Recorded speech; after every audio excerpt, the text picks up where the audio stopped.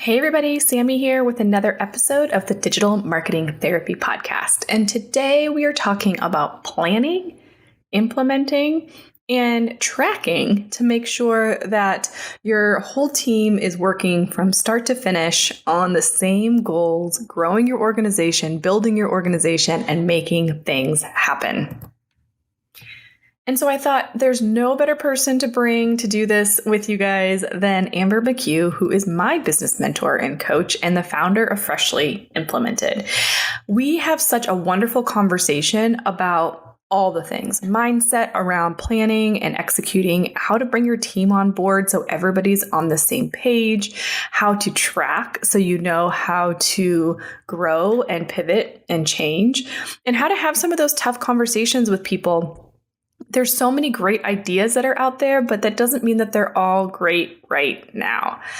Amber McCue has a sweet spot for helping entrepreneurs do better business and increase their bottom line. From a single mom at the age of 18 to owning 2 companies that allow her to work from anywhere, today Amber runs her businesses anywhere around the world, from Chicago to Africa.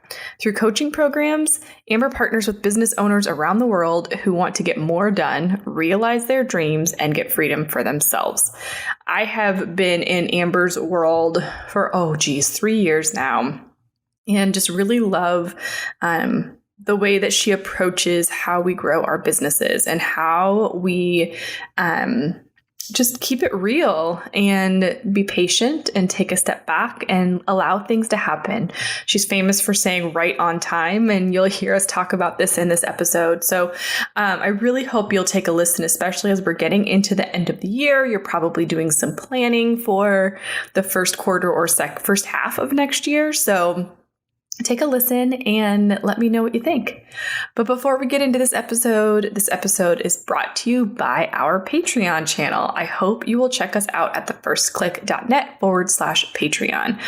I mean, this episode is all about implementation and how to go from plan to action. And that's what we do inside our Patreon channel. We help you take action from these episodes with worksheets, with live Q&As, with all the things to keep you moving. So head on over to thefirstclick.net/Patreon. Pick the level that makes the most sense for you. It starts at $5 a month, you guys. It's just a great way for you to get worksheets and take action and get things done. But for now, let's get into the episode. You're listening to the Digital Marketing Therapy Podcast. I'm your host, Sammy Bedell-Mulhern, and each week I bring you tips from myself and other experts, as well as hot seats with small business owners and entrepreneurs to demystify digital marketing and get you on your way to generating more leads and growing your business. Hey, everybody. I'd love to welcome Amber McCue to the podcast. Amber, welcome. Thank you so much. I'm so excited to be here with you chatting. I know we've been talking about doing this for a long time, so I'm really excited. We finally got to make it work. Oh, me too. You are so gracious. Oh, it's been one of those years. Yes, I think that's just like the saying for everyone. It's been one of those years. Okay, but we're here to talk about planning, but more importantly, how to put those plans into action. So before we jump into that, why is planning kind of something that you geek out on and get excited about? You know, it's so funny. It's naturally just been a part of who I am. And it's funny, I can see it in my daughters too, like which one plans more, which one doesn't, right? Which one thinks about scenarios, different scenarios that may come up and does their little scenario plan. But it's just naturally been a part of who I am. But as I stepped into working in corporate and running a business, I worked with some phenomenal strategists. And you could see very clearly when we build a strategy, and there is research to back this up, when we build a plan, when we build a strategy, we spend less time implementing. And those were the leaders that I was like, oh, you know what you're doing. You've got your stuff together.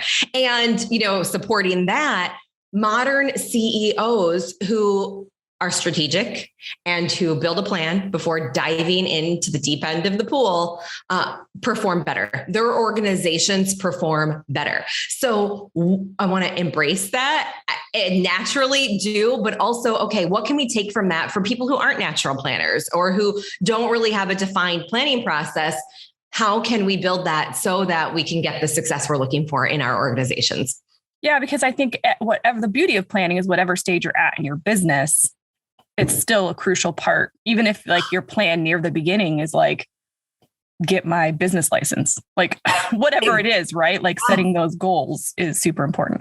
Yeah, every step of the way. I mean, in so many areas of our life, like we've done a lot of moving lately. And if we didn't plan a little and identify who's executing what, bless my husband, he does most of the move executing. I get to plan, ask questions, and support. So that's a nice thing. But I mean, in all areas of our organizations and in life, it's a helpful thing. Mm-hmm. Well, I find that planning is easier than doing. And so sometimes I get really excited about, okay, I'm going to plan, I'm going to brainstorm, I'm going to get creative, and I'm going to have fun with the plan. But then when it comes to implementing, I get stuck, or then it's like, okay, well, that's not as fun and sexy. Like now I actually have to do the work. So what do you think really stops people from moving through to the implementation stage? This is a challenge and an opportunity that most leaders, most entrepreneurial spirits I see come up against. And it is really exciting to create the ideas. And we've got so many ideas and strategies that we can execute in our organizations. So then we got to do it. And, many times I think that we look at a few things happen. We look at, okay, these are all of the things. And it's very overwhelming to think about all of the things at once.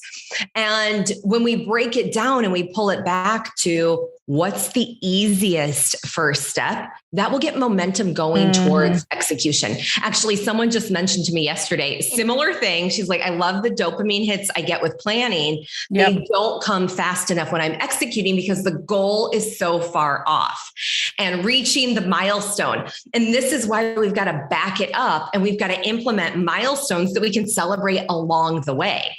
No, I agree with that 100% because I think that's to say I get impatient. So I'm like, I know this is the goal, but like I want to get there now. And because we've worked together for so long, like there's goals that I put in place too early in my business. And so they didn't hit like they should have. Yeah. But really it was just the timing. And so how do you kind of pull yourself back as an entrepreneur and say, because I agree with you, the little milestones along the way really help so that you can see that progress. But how do you kind of pull yourself back and be patient with the process? I know your mantra is right on time, but talk a little bit maybe about your process there.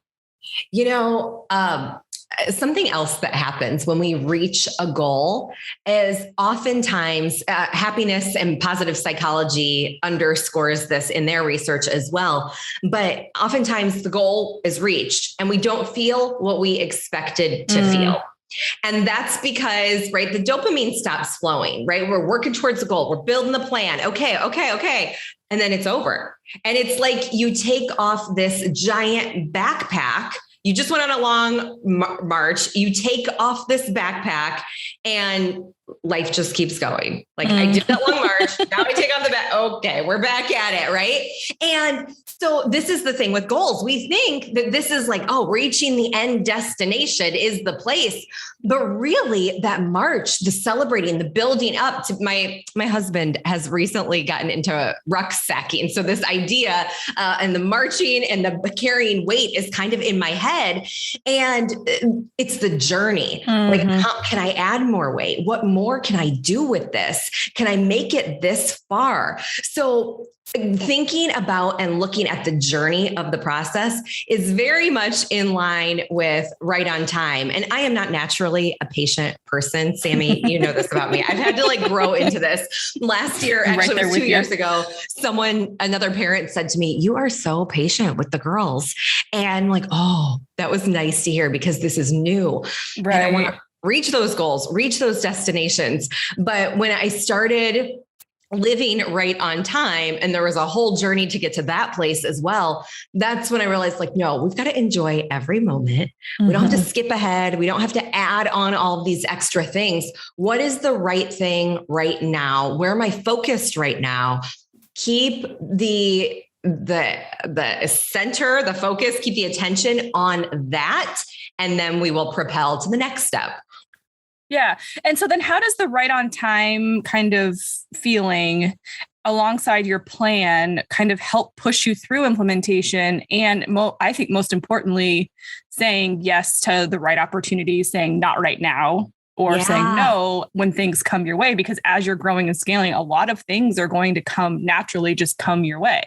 Yeah, it's so true. And so oftentimes, we can build a plan, and most of the time things don't go as planned. All the time. Even if they go really well, they still didn't go according to the plan 100%. I love it.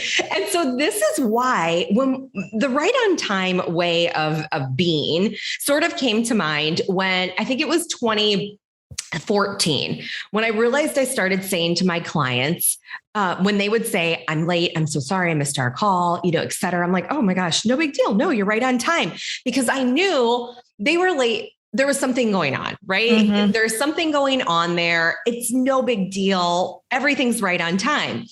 And it was the fall of 2017 when I realized I wasn't gifting this right on time way of being and thinking and living to myself. I was keeping a pressure. I was keeping an intensity. And so it was that fall that I just asked, just generally asked and was looking for lessons for patience and surrender and to be always right on time. Like we're right on time. And Sammy, that it was just a few months later in March when we were supposed to be moving to the Congo. Mm-hmm. And our apartment was entirely packed up. The movers came. The van had left Annapolis. I was standing in our empty temporary apartment with my 8 suitcases that we were going to take to the Congo. And my husband called and said, we're not moving. I'm like, oh, but we already did. And he said, oh, change of plans. We're not going to the Congo anymore. Oh, where are we going? We don't know yet. So at that point, it began a journey of moving it was 13 times, hopping from place to place, Airbnb to Airbnb. And then on August 14th, we landed in Addis Ababa, Ethiopia, which would become our home for the next 2 years. And we moved 2 times after we got to Ethiopia, but we had a plan. I asked for these lessons because I knew this isn't right. I knew I needed those lessons. And then here they came one after the other. And I totally called uncle about 8 moves in to this journey. But it was a lesson in, okay, there is magic happening.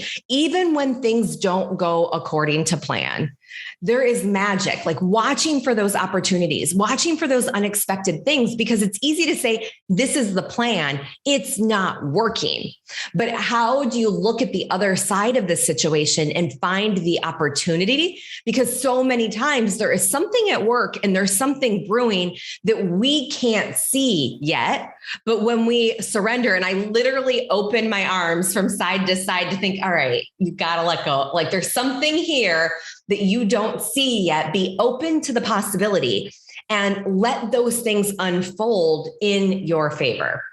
Yeah. And I think the incredible thing about having that plan is that it makes it easier to kind of know where to pivot. So because you kind of had a lot of different things already in place, it was still a scramble and still crazy stressful, but it's a little bit easier to kind of maneuver through, okay, well, now here's the next step we take when this part doesn't go the way we want. We know where our stuff is.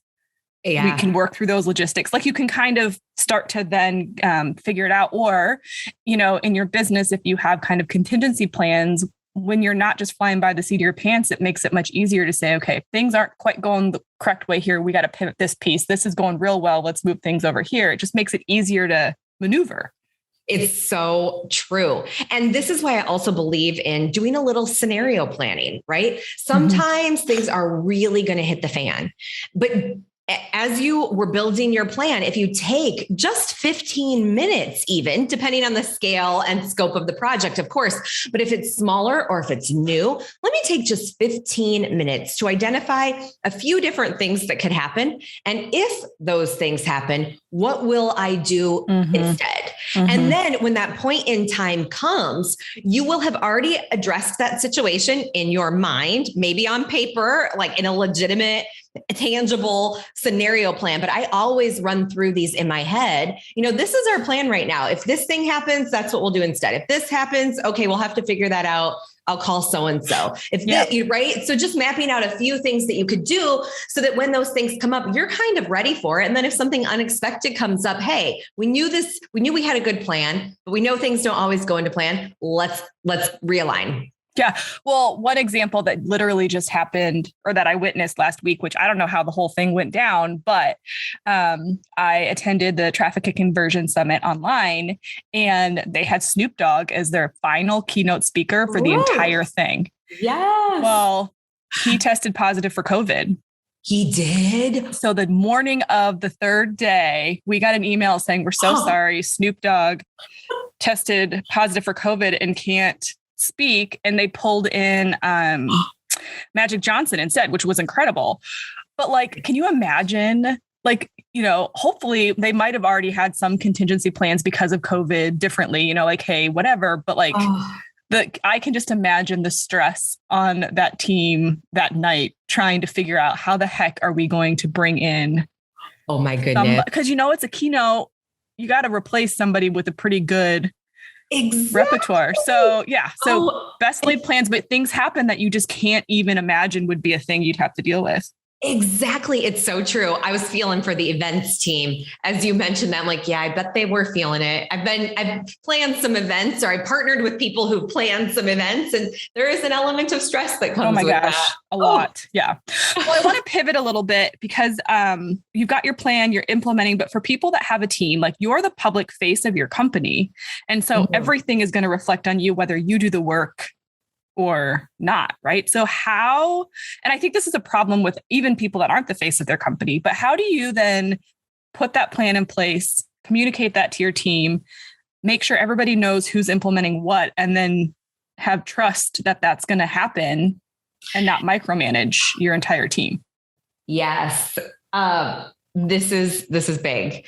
And this is where I think it's so important to have clearly defined roles and responsibilities for projects, for plans, for our organizations, because it is hard for people, for humans to operate in a space where there is lack of clarity. Certainly there are many of us who at any given time can jump in and handle it and take care of it. But to live in a space where roles and responsibilities are not clearly defined for the long run is very stressful. Am I stepping on her toes? Right. Is she supposed to be doing that, or am I supposed to be doing that? And instead of spending brain power on executing the important activities that we have set up, I'm wondering, like, shoot, I don't know who to talk to about this. I've got a question. Where do I go? So you want that energy to be spent in the right place, which is why, okay, what's the right place? Let's define the roles and responsibilities. And we use something called a RACI. We talk about this in How to Clone Yourself, but you can definitely Google this as well. And a RACI outlines what is the task? And I like to group those tasks by swim lane or by category, like social media versus website design versus writing the communications for the press release for the website launch, et cetera. And when you define the task, group them by category, then you assign R, who's responsible, A, who's accountable, meaning I'm not doing the work, but I'm accountable to make sure that work gets done. So I'm following up, I'm tracking timelines, I'm checking to see if there are problems that may need to be addressed. Who's consulted? Who might we need to ask about this project? What integrations are there for the website? I'm not sure about that. Let me go ask so-and-so. And then who's informed? Okay, the website has launched. Who do I need to let know so the next set of activities can take off? Like, we need to announce this on social media. Okay, drop the press release, et cetera. So I think it's so important, if we're going to share responsibilities with a team, let them know what's going on. And now, Sammy, a little bit more specifically, I run two businesses, our consulting business and my photography business. And in the photography business, I have a partner and we have a team of people. And in the consulting business, we have a team, but most are contractors. It's primarily our operations manager and myself who will sort of have the vision and have all the ideas, then loop in the team for more ideas because we're not the only ones. And I think it's important to get that buy-in. Like, here's what we're thinking. Here's what we see. What are we missing? What am I missing? Okay, that's a great idea. And then there's ownership in that process as well. And then when we have ownership, we all want this to succeed. It's not just about, this is Amber's idea, I got to see if it'll work or not. It's no, this is our team project. This is what we're doing this year. And it's a we. And I feel like the part of your planning that I love so much, part of your process is kind of that reflection and review and really going back and figuring out what worked, why did it work, what didn't work, why didn't it work? And so do you have those kinds of open conversations within your team and allow for open feedback so that everybody is also kind of feeling supported in the successes, feeling okay to fail because they can come and communicate about it and you guys can kind of problem solve it all together? Absolutely. We have those conversations 100%. And in all things, I was in a meeting with our photography team this week, actually. And I floated an idea out there that I've been mulling over. We haven't officially implemented it, but I just kind of floated it like, we're thinking about this. And I could see a couple of people like, oh no, I don't like that. Like, I got to find out what's on their mind. What don't they like? How can we make this work for clients? How can we make this work for the team? So it's really just observing and listening. And when you see that no reaction, and this is one of the biggest things when we implement projects, when we do change management in organizations, when there's something new brewing, we want to execute on, and we're not in maintenance mode, engaging people in why is this good? How does this benefit you? Right. And how does this benefit the people you care about? Whether that's, if you're impatient advocacy and you are directing those activities and somebody at corporate, somebody at the headquarters says, this is what we need to do. And the patients aren't on board. Like you want that information. We want to engage. So end to end, we engage in the change. So do you have any tips for folks? Because like in the nonprofit space, a lot of times it's like a single corporate sponsor that's giving a lot of money or a couple people on the board member or on the board who aren't actually involved in the day-to-day will come and say, like you did in your meeting, like, hey, we think this is a great idea. You should do this. And the executive team typically wants to appease those people. Big donors. Yeah. Yeah. So do you have any tips or ways that maybe people could come back with that conversation? I mean, how would you kind of run that if you're then the development director who's supposed to execute on something that is not the right fit for right now? Yeah. And this is so important. I love that you brought this up because it goes back to relationships. And what is the relationship we have with those advisors, with those donors? And when someone says like, you should do this is a great idea. Oftentimes my initial response is, you're right. That is a great idea. I would love to do something like that. I'd love to, I'm speaking with one nonprofit right now who wants to do ongoing fundraising, right? And get reoccurring donations. And okay, so how do we do this, right? Is the question. And that is actually the question I would pose back to the big donors. I'd pose back to the advisors, like, you are here to advise. On the donor side, you are our partner. And we want to take your feedback into consideration because you're seeing things out there. Yep. And here are the challenges I see with executing this fabulous idea, this fabulous strategy, right? And because that person may be able to help you navigate those challenges, or they may say, you're right. I didn't think about that, right? So it's engaging in a conversation and not right. And anything that we're doing and anything we're executing and implementing, this is again, being open to the possibility. Like, could we possibly do that? Yeah. What scenarios could come up though that would make this challenging? Or maybe it's not a right now thing. You're right. Can we set up more conversations to talk about that so we can weave that into our next 12-month plan? Because this year the team is stretched, but this is a great idea. We've got to talk more about this. So how can you open up the conversation and again, engage people and bring people into the process? And when people take ownership of something, even if it's just taking ownership of the idea and strategizing with you, they're going to be more bought in to making it work for you. Well, and this goes into kind of the last piece that I wanted to chat with you about, which is, if we have really brought the team together to plan and everybody's on board, everybody knows what their role is in implementing and how it gets us to that plan. And then kind of the last thing I want to ask you about is like, how are you tracking towards those goals? Because I think then when some of those hard conversations come up, you can say, well, hey, let me show you what we've done this year. Let me show you where we're at. Let me show you, why also maybe this doesn't fit in. Then it's not as much of a personal thing. Like we're not going to choose to do your idea, but it kind of can line out for them a little bit more. Why moving things in a different direction might just derail more than just that piece. So how do you track kind of towards goals? Like, are you an annual plan? Like, hey, we're going to do annual reviews. Are you guys planning and chatting quarterly? Like, how does that look inside your team? Yeah, this is a great question. And I think before we get to the team level, this starts with the organizational goals and this starts with the project goals and they cascade down. And then, okay, we have a dashboard, right? Yes, I know you are an Excel lover. Yes, I do like Excel. All the spreadsheets. All the spreadsheets. And now I've actually hit a point where like, I know it is possible to do what I want to do, but I can't figure it out. So I've started calling in spreadsheet experts. Oh boy. Because we've got to start looking at the data in some more intricate ways.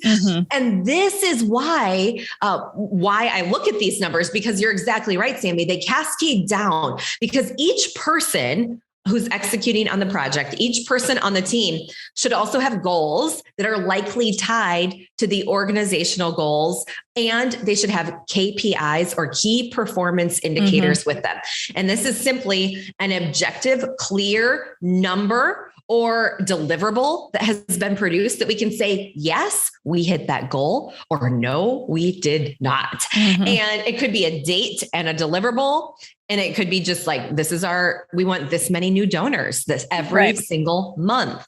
And these things flow through. So everybody's clear, like, this is what I'm working towards. This is what I'm driving towards. This is my number one priority. And then, yes, it becomes very clear for a manager, a coach, a leader to say, hey, we are not on track to reach our goal this month. What's happening? What can we do about this? How can I help you in reaching this goal? So it pulls everything together and it makes those conversations so much more seamless. And it should never be a surprise for someone on the team to learn that they're not reaching their goals. They're not meeting expectations. And when we have these goals set and we have these conversations regularly, you're right. I haven't been reaching these goals for the last 6 months. I can't figure it out. But if you're reviewing them regularly, then it makes it also easier for you as a team to pivot and say, okay, well, is it not working because you don't have the skills to get it done, or because you need additional resources, or because you need support in some other way? Like, then don't you feel like the teamwork, there's less animosity, the team is flowing together, and, then it's better to kind of make those decisions quickly as opposed to waiting 6 months or a year. And then all of a sudden you're like, sorry, kid, you got to go. Like, it doesn't work as well that way. Right. And it gives that foundation. And sometimes if it's a complex project, like, we might need to get in the trenches on this together. Like, I see it, you see it, we all know it.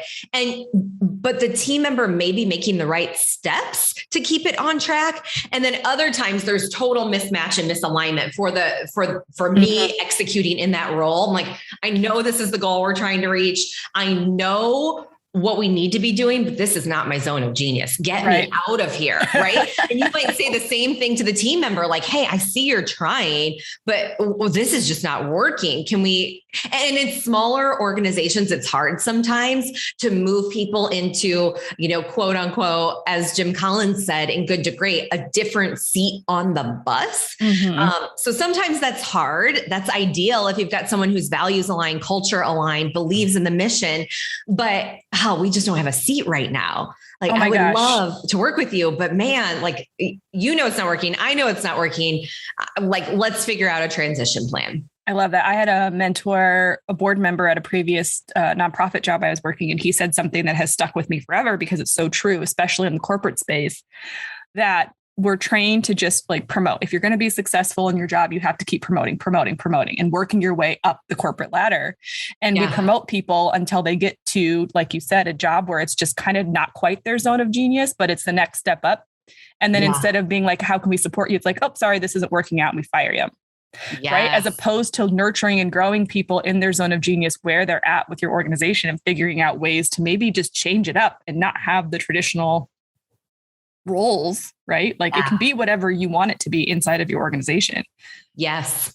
Yeah, it could be exactly. They don't have to be traditional. And that's something that we look at a lot. Like, okay, everyone says you need, rocket fuel. The book came out and there is so much buzz even still around an integrator role.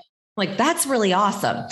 That's not what I see myself needing. I see myself needing a variation of that. So remix it for what your organization needs. We need managers in our photography business. Okay, but we don't want it to be a traditional manager role. We're operating pretty virtual. We're operating a lot of part-time teams. So, okay, how are we going to remix that? So we've got coaches and we've got resource and team coordinators. So we can remix things for the totally new way of working. And that is exciting. That brings energy. Now it's change. And it's uncertainty. So it also brings, discomfort for people. But if we're in this together and we're kind of figuring it out together and we create an organizational environment where we are going to move through this as a team, then we can handle it. I love that. Okay. So plan, implement, track. I mean, that's pretty basic stuff. So figure out where you're feeling a little bit weak and maybe jump in on that. And remember, right on time. I love that so much. Is there anything else or any words of wisdom that you've kind of learned along the way that you'd love to share that I didn't ask about? Oh my goodness. One thing that immediately came to mind in case you needed to hear this today as you listen is I once was feeling a lot of pressure to get things right and to do things right and to, little perfectionism popping up. And I asked a mentor of mine, what if I really mess this up? And he said, that's all right. You'll do better tomorrow. We're always learning. And this idea came to mind recently for me that, I am not superhuman, but I am superhuman. So we will make mistakes. We will not get this all right, but it's important that we attempt to start on a strong foundation because that's going to set us up for success short-term and long-term. And it's going to help our teams help serve and deliver on our mission better. I love that. That's so great. How do people find out more about you? And I know you have a lot of great freebies and things like that. So how do people connect with you? Yes. Amazing. Well, I'm ambermccue.com. I'm also on Instagram as Amber McCue and my Facebook page is Amber McCue. So pretty easy to find on all of those platforms, even YouTube, et cetera. But in addition, something that may be of value for people is we have a playbook. If you're thinking about building your strategic plan, if you're thinking about what are the elements I need to include in this, we actually have a playbook template for you to look at what should my outline be? What should I drop into this? And it's at ambermccue.com/playbook. Perfect. And we will have all of those linked up in the show notes as well to make it easy for you guys to check those out. Thank you so much for joining me. This has been super fun. Oh my gosh, Sammy, thank you. Adore hanging out with you all the time, anytime. Okay, you guys, how incredible was that? I mean, I just have to say that was one of my favorite conversations that I've had on this podcast. Amber has such great insight and just great actionable tips to take when it comes to pulling your business to the next stage. So I hope that you will implement on something, whether you're trying to hire that first person to help you out, or you're, adding to your team, or just wanting to have better communication with your team, your board, your volunteers, whatever it is.